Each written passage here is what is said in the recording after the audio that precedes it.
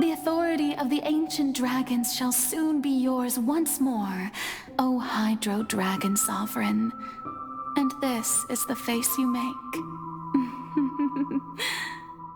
All you've done throughout the years is just so you can sacrifice yourself at the very end. I've never quite seen it that way, you know. Even now, I'm quite pleased at how well my deception worked.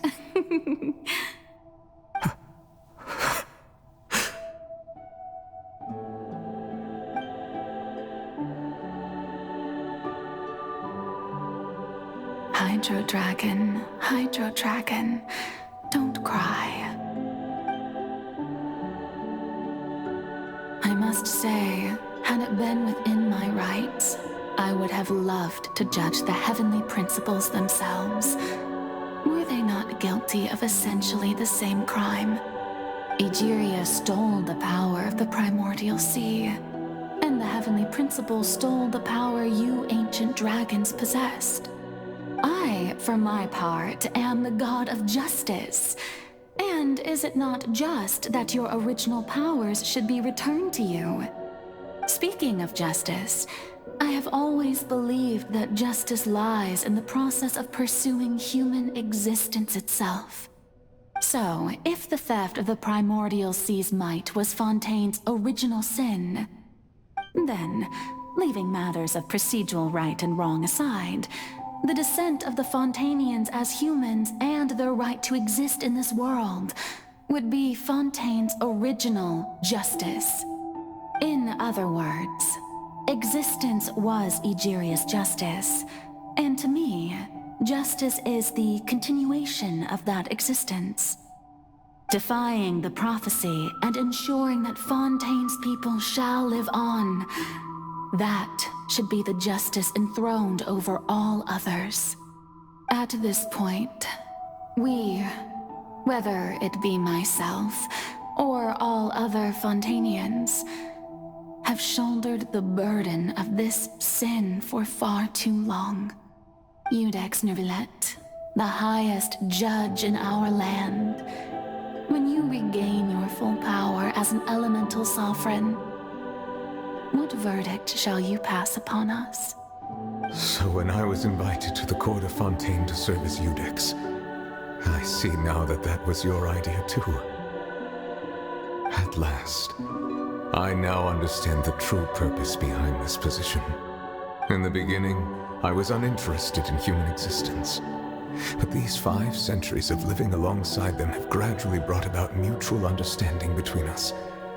And I have even attempted to feel as they feel. You are a devious one, Focalor.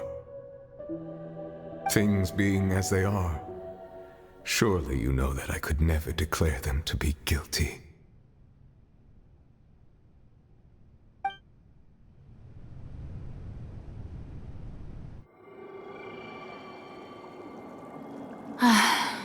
The hour of my execution is almost here. For the sinner, the curtain call has come.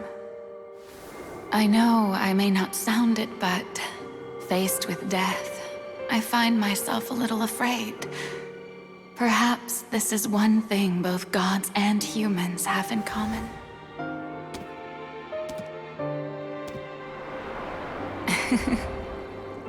Farewell, Nervillet. I hope you've enjoyed the part you played these 500 years.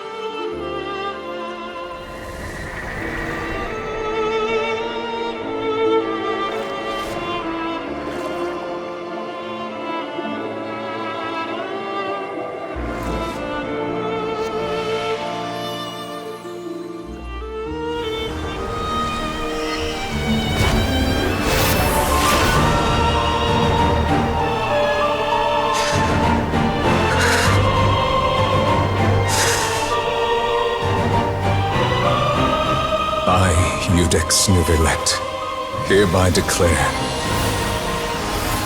people of Fontaine, your sins are forgiven.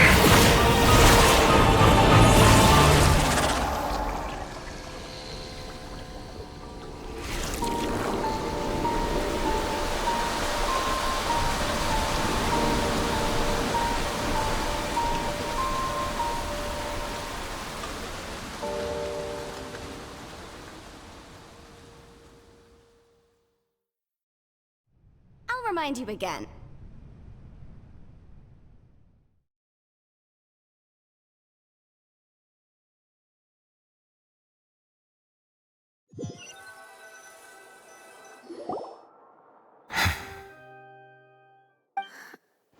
What just happened? Has the death sentence been carried out? Was that bright light some sort of misdirection? I have a feeling that something huge just happened. But since we're all still alive and haven't been dissolved, I assume whatever happened was good for us. It's time to end this. We must mete out punishment to that beast. Didn't you say just a moment ago that it can't be defeated? I have gained the strength sufficient to deal with it. Through certain means, I now have the ability to separate the power of the Primordial Sea from that creature. We should seize the opportunity to pursue our quarry. Traveler, now that the oratories can no longer function, I require an executor to help me mete out justice. The root of the calamities befalling Fontaine, the beast that enacts the prophecy. Its name is the all-devouring Narwhal. Come with me, traveler. The hour of execution has come.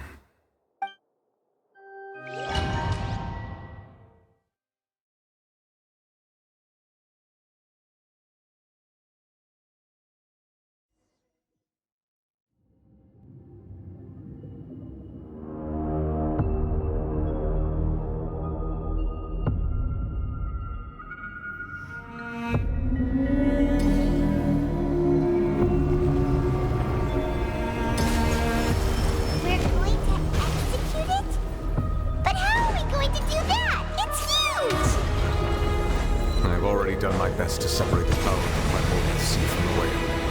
Considering the size of the beast, I cannot reach the power source. Unless we can find a way to attack it from within. I shall share part of the ancient dragon's power with you. We shall look for an opening together.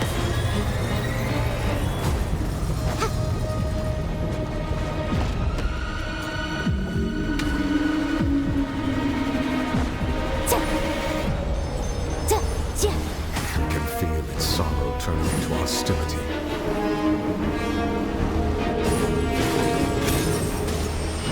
Motion to compel.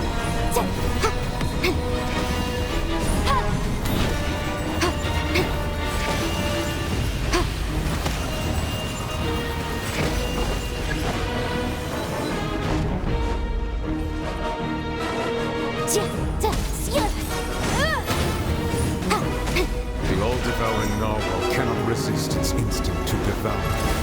Continue to trigger its hostility. Chance will present itself.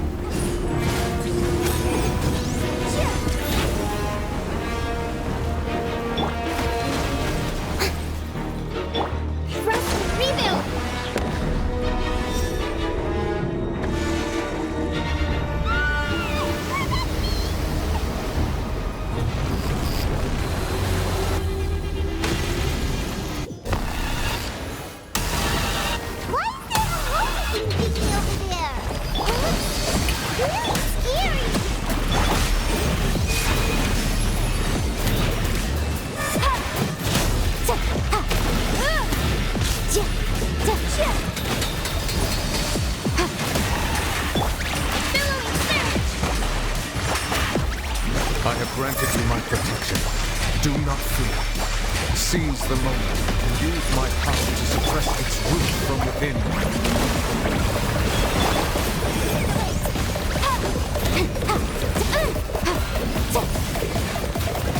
Keep within the wall.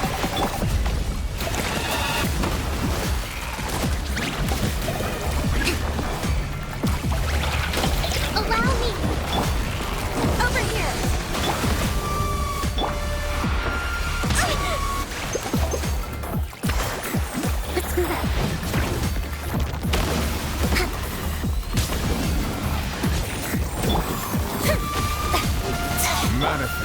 authority of the ancient dragons.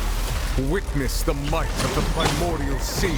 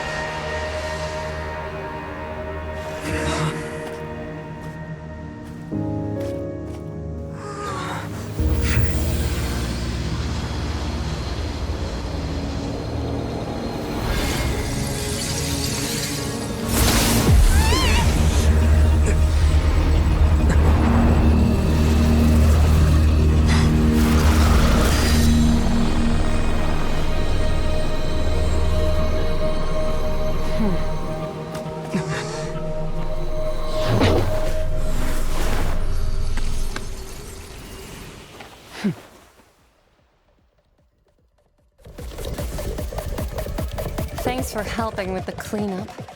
Should have been my job, but... oh well. It was just supposed to be a short private training session for me. I didn't think that my disciple and my master's pet would start brawling in the meantime. Well, actually, I had a feeling that it would happen at some point, but they bumped into one another earlier than I thought. What a blunder. I suppose I'll have to swing my sword 3 million times as penance. That power. Who are you exactly? Paimon has an idea. From what she said earlier, she must be Child's master. Skirk, right? It's just that he gave us the impression that she was the less talkative person. I simply did not have anything to say to the weak. But you, on the other hand, managed to defeat the all-devouring narwhal without using power from beyond this world. So you may speak to me as equals. I have to agree. It's a strange use of a planet's primordial waters just to raise an all-devouring narwhal. That kind of power is wasted on it. It's not cooperative. It eats too much. And I have more important things to do with my time than pet sitting. The only thing that creature has going for it is its looks. All in all, it fails as a pet. Miss Skirk? I think you might have missed the point. The point being? Well, being that this pet almost destroyed an entire nation. So what sort of person is your master? Well, Child's master's master. Wait, is that right? Oh, right. So you don't know him. Sorry, I assumed you did. His name is Sertologi. Huh? I am unfamiliar with that name. Huh. So Master isn't sufficiently famous. How should I describe him then? Have you heard of the name The Fowl? The Fowl? Still nothing? Well, how about the Visionary? Vetterfulnir then?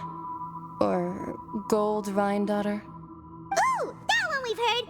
Rhindaughter's part of the Hexen Circle. She's Albedo's mom, right? Oh, so you do know that name. To be honest, I also heard all of those names and titles from my master. I don't actually know them either. But I suppose you understand now, yes? My master is likely a similar sort to Rhindaughter. They are both pursuing some form of perfection. Wait, didn't you also mention a visionary person? Paimon didn't quite catch their name. Actually, never mind that. I believe it expedient to inform you that the all-devouring narwhal used up nearly all its strength fighting you. Such roiling hydro energies will prove difficult for the planet's deep seas to digest. As such, the Fontaine back on the surface has most likely been thrown into chaos. In other words, the prophecy that you've been fretting over should now be in full swing. What?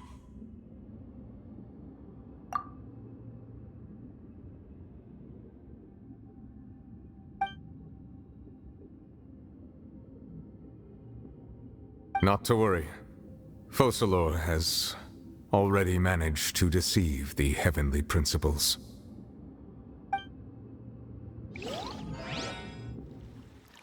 In the end, the people will all be dissolved into the waters, and only Farina will remain, weeping on her throne.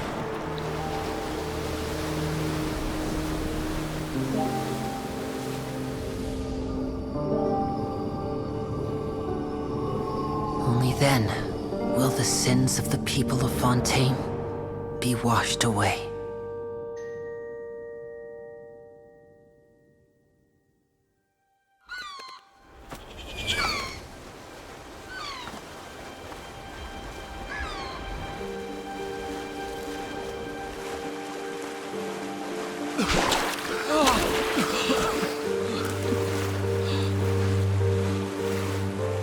Hey! Help! Over here!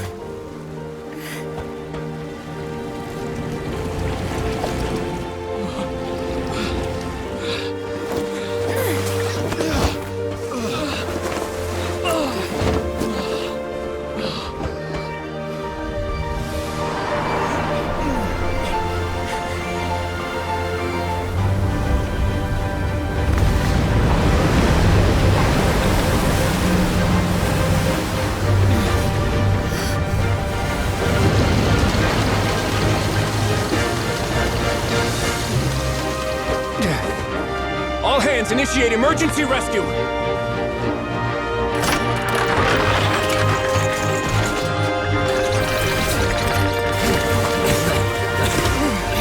Hurry!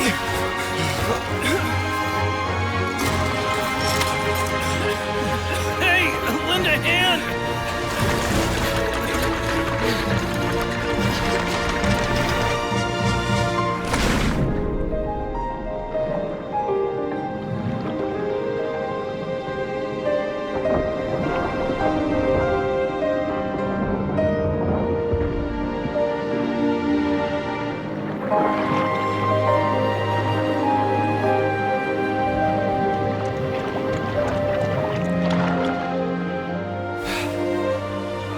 Look! The water's receding! It's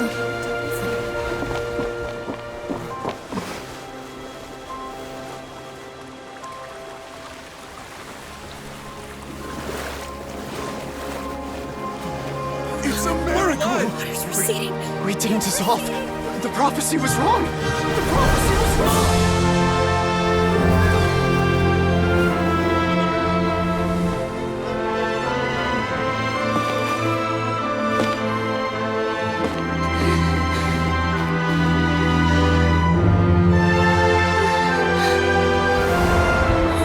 Are you alright? Yeah. We're saved. The prophecy was wrong.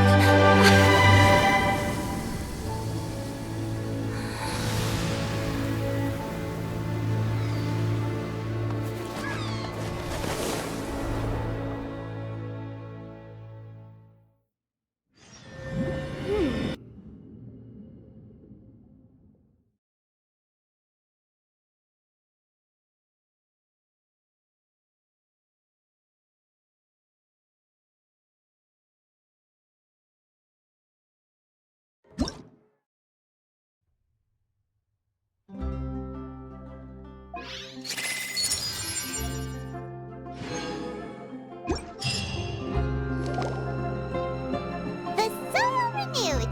The Spirit de Rasula talks post-disaster rebuilding.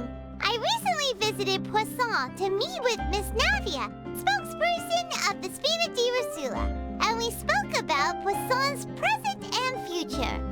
Old soil can still give birth to new bloom, Miss Navia stated. Hope is like seeing a small cookie when you're starving late at night. You just need a little of it. Skyship Winglet, lunar brain of the Fontaine Research Institute. The various disputes that have arisen on account of Mr. Edwin have suddenly become a shield over the Institute, with Jurier turning out to be a once overlooked hidden gem. People always call the first researcher mad, but few know what to call the second. And should that latter person achieve a miracle, they would find it all the harder to find a word with which to classify him and his team. Wow! Paimon barely recognizes the people in the reports. Are those really Jurier and Navia? They sound like real big shots. What do you think? Pretty enthralling, huh? The Steambird's idea was pretty simple. With the disaster just having passed, we would print a free edition packed to the margins with good news to calm people down. The value for these big scoops lies in their inevitable follow-ups. We'll publish further reports and go into the stories behind those people. Edwin's assistant, Jurier, created a true flying ship, while Navia is leading people in the reconstruction of their home. I'm sure that these stories could draw even your well-traveled eye. Paimon's curious too! Wait a minute. Didn't we watch everything happen from start to finish? What's there to be curious about? And that's exactly why I'd like you to come conduct interviews with me. You're the best incubators of news, if you haven't noticed. And also, with you around, I'm sure I'll get to see that Duke. Are you sure? Hasn't he turned you down several times already? Oh, this time will be different. Come on, let's head to Poisson first, and then make a trip to the fortress. There are some things you'll only know when you get there.